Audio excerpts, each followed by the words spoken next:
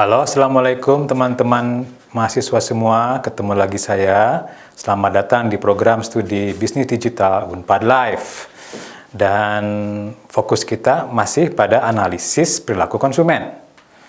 Dan di slide sebelumnya saya sudah sampaikan bahwa paling tidak kita akan mempelajari 3 hal dari konsumen yang melatar belakang mengapa orang membeli. Ya, mungkin masih ingat ada faktor demografis, psikologis, dan lingkungan.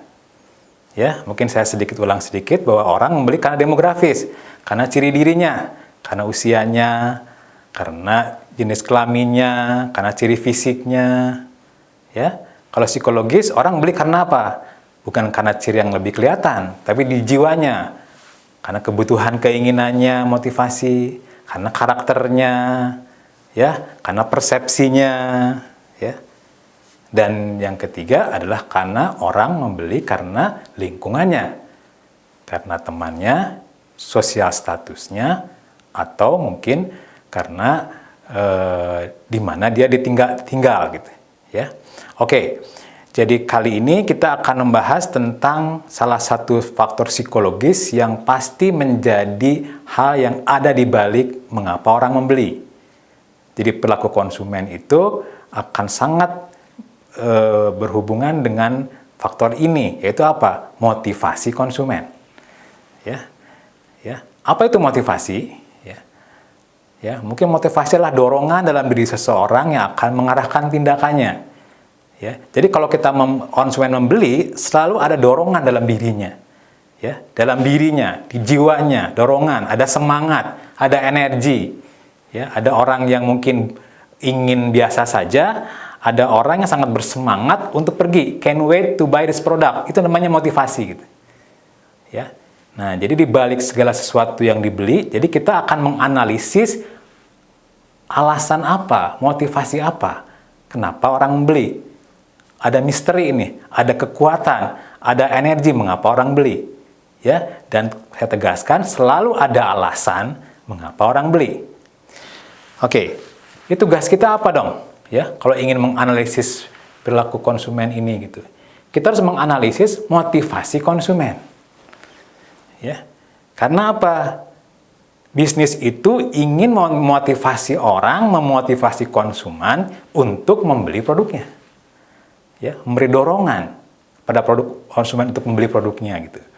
Nah, jadi sekarang kita akan berpikir, kalau saya ingin menganalisis motivasi konsumen, dorongan, kita akan memikirkan, kenapa sih orang terdorong untuk beli produk?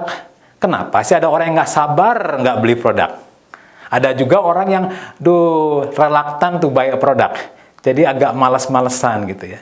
Nah, ternyata di balik mengapa ada motivasi itu adalah kebutuhan, atau keinginan, atau harapan, atau ketakutan, ya, yang mendasari, yang ada di balik orang termotivasi. Jadi, kalau Anda akan menganalisis motivasi konsumen, masih ingat? KUPAK, knowing, understanding, predicting, anticipating, and creating apa?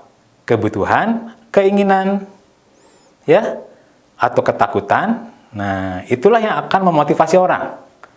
Ya. Jadi ada 2 hal di sini. Kita harus yang gampang, kita harus mengetahui kebutuhan konsumen. Nah, orang butuh apa gitu. Ya. Orang ingin apa? Itu adalah motif positif. Ya. Pada saat yang sama orang berpikir ada motif negatif. Orang takut apa? Ya. Orang khawatir apa? Ya. Nah, misalnya apa? Ini adalah produk yang sepele, gula. Ya, Anda mungkin sudah familiar dengan produk ini. Produk ini muncul karena tahu produsen adanya ketakutan dari siapa? Ayo, ibu-ibu, bapak-bapak nih. Dulu ibu-ibu takut banget nih. Kalau minum teh manis atau kopi itu get fat, get more weight gitu ya. Maka dia berpikir, aduh, andaikan saya ada gula yang tidak membuat saya lebih gemuk gitu ya. Nah, itu kan kebutuhan. Atau ketakutan, aduh saya senang minum teh manis gitu ya, tapi saya nggak mau gemuk, ketakutan. Ditangkap oleh produsen. Dan ya produk ini dibuatlah seperti ini. Oke, tapi kita lihat ya, ternyata motivasi itu ada dua kategori, ada motif positif negatif, ada juga rasional emosional. Misalnya apa? Kita lihat di sini gitu ya. Rupanya produk ini itu memunculkan motivasi loh, memunculkan fenomena motivasi loh di bungkusnya itu. Misalnya ini apa misalnya? Ada brand of the year gitu. Ada sebuah stamp di sini merek yang dihargai gitu. Kira-kira orang peduli nggak dengan saya beli gula? Ini mereknya merek yang sudah diberikan apresiasi. Do you care? Nah, ternyata ada yang care loh. Ya, jadi kalau Anda itu beli gula supaya Anda itu nggak gemuk, itu rasional. Ya, rasional motivation. Tapi kalau saya ingin gula yang bergengsi, ya, so I can brag it to my colleague, then you should buy these things gitu. Nah, jadi bisa menyombong gitu ya. Nah, itulah yang mungkin ada di balik dari alasan kenapa produk ini dibuat dan dibungkus seperti ini. Oke, jadi kembali kita ini mempunyai tugas untuk mengetahui, memahami, memprediksi kebutuhan, keinginan, rasional maupun emosional. Nah, ternyata kita mungkin akan tidak harus terlalu berkeringat, karena rupanya sudah banyak yang sudah mengatakan kalau manusia tuh butuh apa sih gitu ya. Mungkin Anda sudah populer dengan Pak Maslow gitu ya, Pak Abraham Maslow. Ada kebutuhan menurunkan hierarki dari mulai hierarki paling rendah sampai tinggi. Ya, ada kebutuhan physiologis needs, artinya kebutuhan to survive. Ya, air, water, food, ya yang A semua teh gening. Ya, sandang, pangan, papan gitu ya. Apakah semua orang hanya butuh itu? Kita naik dikit. Nanti kita butuh safety needs. Kita membutuhkan food yang safe. Naik lagi, love and belonging. Kita membutuhkan friends, family, teman, diakui lingkungan. Naik lagi, katanya kita perlu apa? Perlu gengsi. Ya.